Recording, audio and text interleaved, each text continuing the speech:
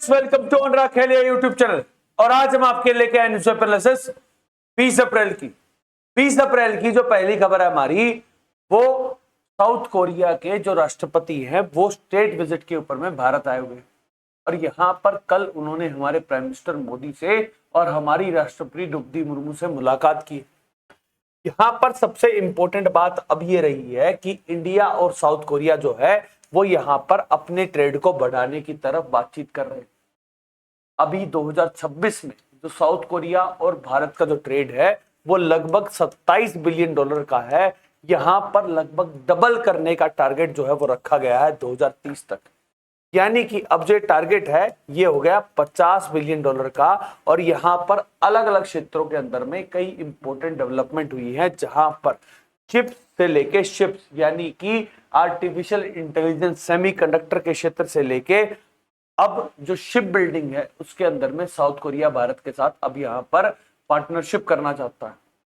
यहाँ पर अब पार्टनरशिप इंपॉर्टेंट इसलिए भी हो जाती है क्योंकि साउथ कोरिया जो है वो यहाँ पर अब एक ग्लोबल साउथ अलायंस बनाना चाहता है, जहां पर साउथ कोरिया भारत की मदद के साथ साथ पूरे विश्व के अंदर में जो ग्लोबल साउथ है उसकी आवाज को उठाना चाहता है।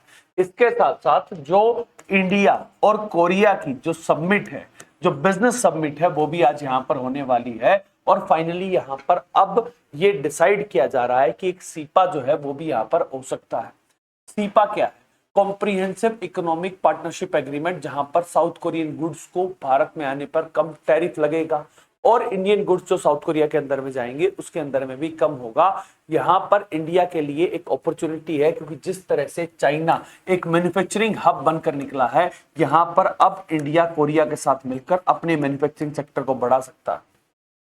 अब समिट के अंदर में क्या होगा और जब जो बिजनेस समिट होगी उसके अंदर में क्या हमारी जो कंपनीज हैं वो यहाँ पर अब किसी तरह की कमिटमेंट करेंगी, ये देखने की बात है। लेकिन सबसे जरूरी बात यह है कि अब यहाँ पर जो ग्लोबल ट्रेड जो साउथ कोरिया और भारत के बीच में अभी 27 बिलियन तक होता था उसको बढ़ाकर 50 बिलियन करने की बात हुई।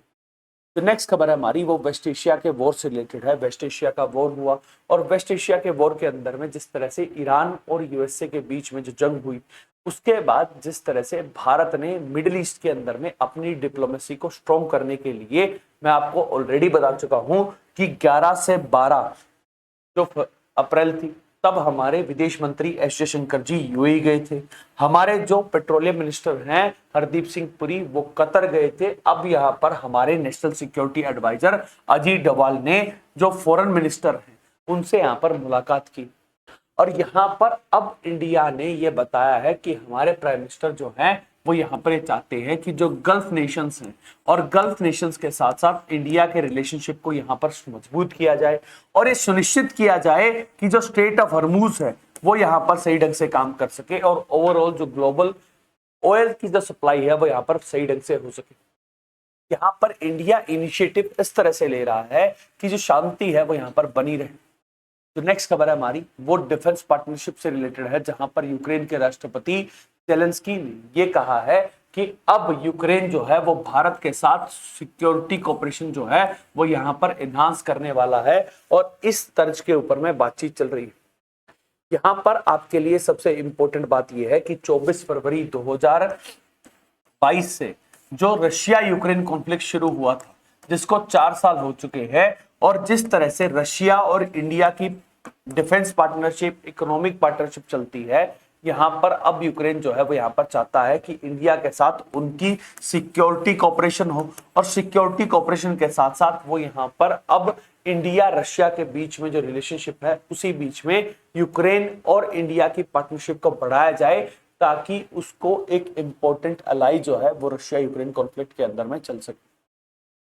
4 साल हो चुके हैं, अभी तक इस कॉन्फ्लिक्ट का कोई भी रिजोल्यूशन नहीं निकला है, जहां पर हमारे प्राइम मिनिस्टर और हमारी सरकार का जो तर्क है वो यहां पर ये रहा है कि कहीं पर भी जो जंग है उससे कोई भी सोल्यूशन नहीं निकलने वाला है।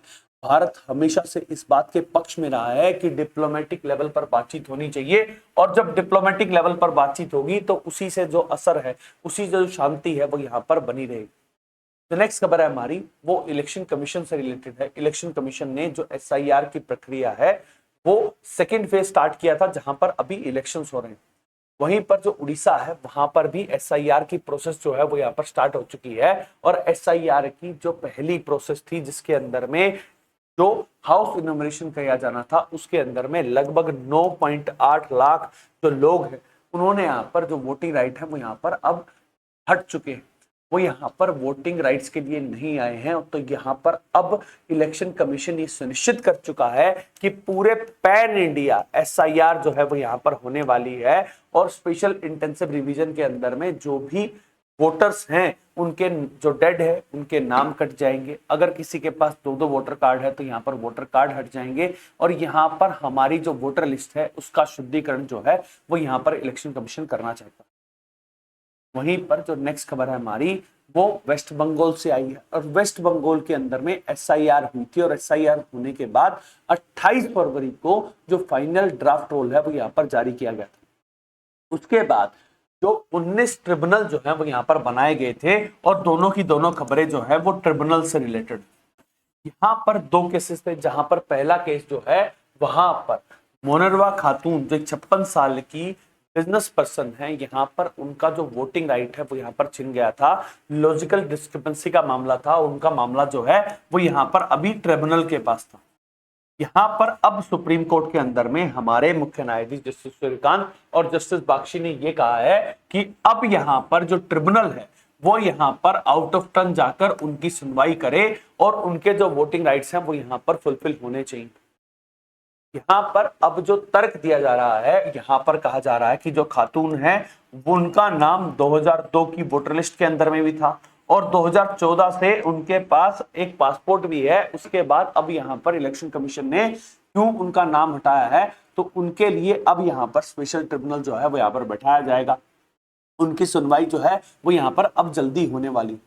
वहीं पर अब सुप्रीम कोर्ट ने यह भी कहा है कि अब जो रिपोर्ट है कि ट्रिब्यूनल जो एसआईआर के ऊपर में काम कर रहे हैं वो किस तरह से काम कर रहे हैं, इसके लिए अब यहाँ पर जो कोलकाता हाई कोर्ट है वो यहाँ पर अब एक रिपोर्ट देगा चीफ जस्टिस को। और उसके बाद सुनिश्चित किया जाएगा कि जिस तरह से अब यहाँ पर जो सुप्रीम कोर्ट है वो पहले भी ये बात कह चुका है कि 21 अप्रैल और 27 अप्रैल, क्योंकि जो चुनाव है वेस्ट बंगाल के अंदर में वो 2 चरणों में है, 23 अप्रैल को है और 29 अप्रैल को, यानी कि आज 21 अप्रैल तक जो भी नाम ट्रिब्यूनल क्लियर कर देगा उन सबको वोटिंग के राइट्स मिलने वाले हैं।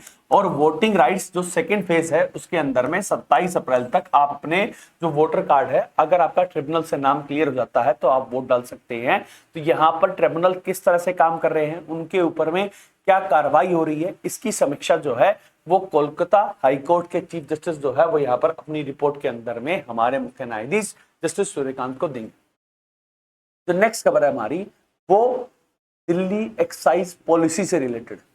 दिल्ली एक्साइज पॉलिसी का मामला था जिसके अंदर में जो अरविंद केजरीवाल जो आम आदमी पार्टी के कन्वेनर हैं और पूर्व चीफ मिनिस्टर रहे हैं दिल्ली के, उनके साथ साथ कई सारे नाम थे, मनीष सिसोदिया थे, उन सब की एक पिटीशन जो है वो हाईकोर्ट के अंदर में थी। और हाईकोर्ट के अंदर में जो जस्टिस स्वर्णकांता शर्मा है उनके खिलाफ एक मोशन जो है वो अरविंद केजरीवाल लेके आए थे। अरविंद केजरीवाल का कहना यह था कि जो जस्टिस स्वर्णकांता शर्मा हैं उनके जो बच्चे हैं वो यहाँ पर अब जो सेंट्रल गवर्नमेंट के पैनल के अंदर में है तो यहाँ पर उनकी बायसिंग हो सकती है। इसके साथ साथ उन्होंने ये भी आरोप लगाए थे कि जो स्वर्णकांता शर्मा है वो यहाँ पर ABAP यानी कि अखिल भारतीय अधिविभावक परिषद के अंदर में वो यहाँ पर वक्ता के तौर पर थी। तो यहाँ पर उनकी जो पॉलिटिकल अलाइनमेंट है वो आम आदमी पार्टी के अगेंस्ट में जाती है और यहाँ पर वो बायस हो सकती है। इसीलिए उन्होंने यहाँ पर कहा था कि उनको यहाँ पर जो सुनवाई है उससे बचना चाहिए।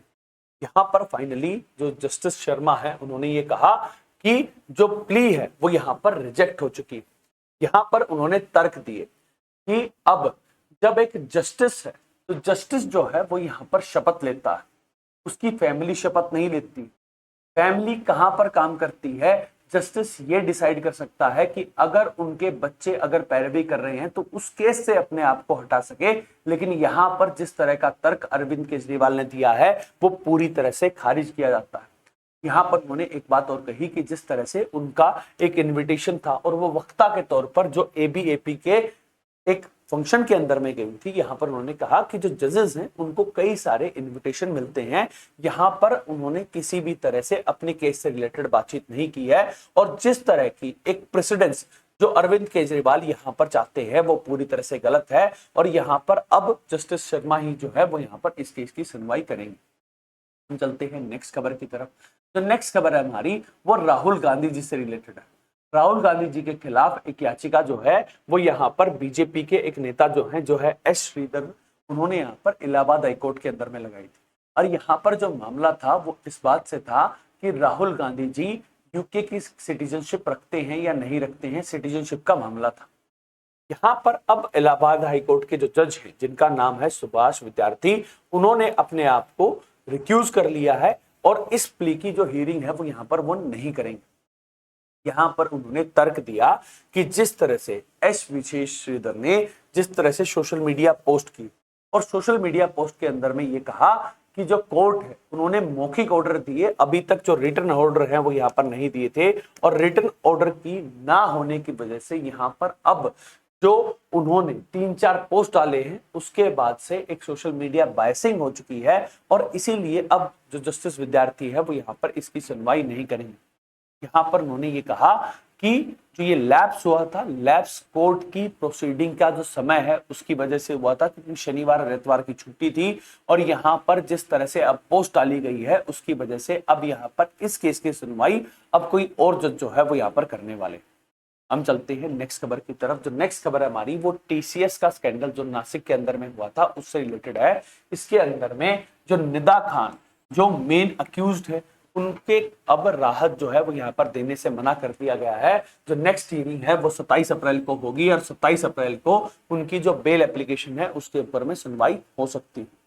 तो नेक्स्ट खबर हमारी वो है उमर खालिद से रिलेटेड। उमर खालिद जो 2020 के अंदर में दंगे हुए थे, और उन दिल्ली के अंदर में दंगे हुए थे, और उन दंगों के अंदर में जिस तरह से उमर खालिद का नाम आया था, और उनकी जो बेल एप्लीकेशन है वो 5 जनवरी को जिस तरह से डिराई की थी, एक और पिटीशन लगाई गई थी जहां पर ये चाहते थे कि रिव्यू वर्डिक्ट जो है वो यहाँ पर दिया जाना चाहिए। यहाँ पर सुप्रीम कोर्ट ने इस बात को डिक्लाइन कर दिया।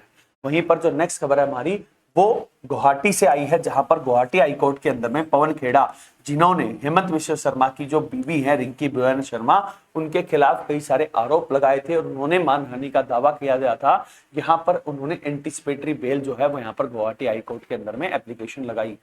तो नेक्स्ट खबर हमारी वो भी असम से आई, जहां पर नेक्स्ट खबर हमारी वो भी असम से आई है, और असम के अंदर में 8 जून 2018 का एक इंसिडेंट था जहां पर 2 लोगों की लिंचिंग की वजह से हत्या हो गई थी। यहाँ पर जो लिंचिंग हुई थी उनके नाम थे अभिजात नाथ जो एक बिजनेसमैन है 30 साल के, और उनके साथ साथ जब निकोल दास जो 29 साल के थे। इन दोनों के ऊपर ये आरोप लग रहा था कि वो बच्चा चुरा रहे हैं, और इसी वजह से जो लिंचिंग है वो यहाँ पर की गई थी। और उसके बाद जो पुलिस है उसने 48 लोगों के खिलाफ जो चार्जशीट है वो यहाँ पर दाखिल की थी। यहाँ पर अब कोर्ट ने जो 20 है उनको यहाँ पर दोषी करार दिया है, और उनके खिलाफ अब जो कन्विक्शन है वो यहाँ पर आने वाली। डिलेड है जस्टिस, लेकिन जस्टिस यहाँ पर मिलता है। यहाँ पर हमारी जुडिशरी को एक चेंज करना चाहिए, जहां पर 8 साल के बाद अगर न्याय मिलता है तो justice delayed is justice denied. तो हमें यहाँ पर अपनी प्रोसेस के अंदर में कुछ बदलाव करने की रिक्वायरमेंट है। तो नेक्स्ट खबर है हमारी वो प्राइम मिनिस्टर मोदी से रिलेटेड है। प्राइम मिनिस्टर मोदी जो है वो कल राजस्थान के अंदर में जाने वाले थे, और राजस्थान के अंदर में वो HPCL की जो रिफाइनरी है जो बलडोरा के अंदर में वो यहाँ पर आज इनोग्रेट करने वाले थे। लेकिन कल उस रिफाइनरी के अंदर में आग लग गई, और आग लगने की वजह से जो इनोग्रेशन है वो यहाँ पर अब डिले कर दिया गया। यहाँ पर सबसे इंपॉर्टेंट बात यह है कि अभी तक किसी भी कैजुअलिटी नहीं आई है, लेकिन एक नई इनोग्रेशन के बीच में अगर जिस तरह से यहाँ पर आग लगी है तो यहाँ पर क्या सेफ्टी प्रोटोकॉल जो है वो यहाँ पर पूरा नहीं किया गया था। प्राइम मिनिस्टर इन्वॉल्व थे, इसीलिए अब यहाँ पर जो फंक्शन है उसको डिले कर दिया गया है। तो यहाँ पर अब राजस्थान की सरकार और सेंट्रल गवर्नमेंट से सवाल पूछे जाने चाहिए कि ऐसा हादसा क्यों हुआ है, सेफ्टी प्रोटोकॉल क्या सही ढंग से फॉलो नहीं किए गए थे, क्योंकि एक रिफाइनरी है और रिफाइनरी के अंदर में जब क्रूड ऑयल होगा तो बहुत बड़ा हादसा हो सकता है। एक और हादसा जो है वो तमिलनाडु के विद्युत नगर के अंदर में हुआ था, जहां पर पहले 20 लोग मारे गए थे। अब मृतकों की संख्या जो है वो 25 हो चुकी है, जहां पर जो क्रैकर फैक्ट्री है उसके अंदर में जो लोग है ब्लास्ट हो गया था और ब्लास्ट की वजह से मारे गए थे। यहाँ पर भी मैंने आपसे सवाल पूछा था कि तमिलनाडु की जो सरकार है उनको यहाँ पर सवाल पूछना चाहिए, उनसे सवाल पूछ के उनसे जवाब मांगना चाहिए कि ऐसा क्यों हो रहा है कि विद्युत नगर के अंदर में पिछले 1 साल के अंदर में इतने सारे 18 इंसिडेंट हो चुके हैं और जिसके अंदर में 20 से ज्यादा लोग मारे जा चुके हैं पिछली साल और अब दोबारा से मारे गए हैं। तो यहाँ पर क्या सेफ्टी प्रोटोकॉल जो है वो सरकार नहीं फॉलो कर रही। तो नेक्स्ट खबर है हमारी वो एक दुखद घटना से रिलेटेड है, जहां पर जम्मू कश्मीर के अंदर में उधमपुर के पास एक बस हादसा हुआ, जहां पर जो बस है वो गौच के अंदर में गिर गई, खाई के अंदर में गिर गई और जिसके अंदर में 21 लोग जो है वो मारे गए हैं और 45 जो है वो यहाँ पर इंजर्ड हो चुके हैं।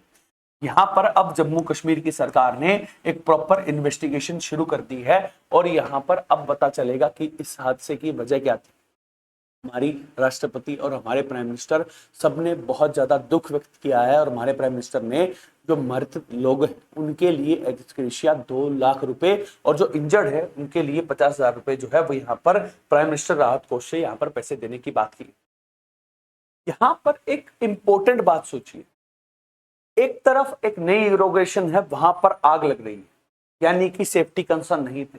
दूसरा तमिलनाडु के अंदर में है, तमिलनाडु में भी 25 लोग मारे गए हैं और ये इंसिडेंट जो है वो अगर हम पिछले 2 साल का आएगा तो वहां पर आप देखेंगे कि सिर्फ विद्युत नगर में इतने सारे इंसिडेंट्स हुए हैं।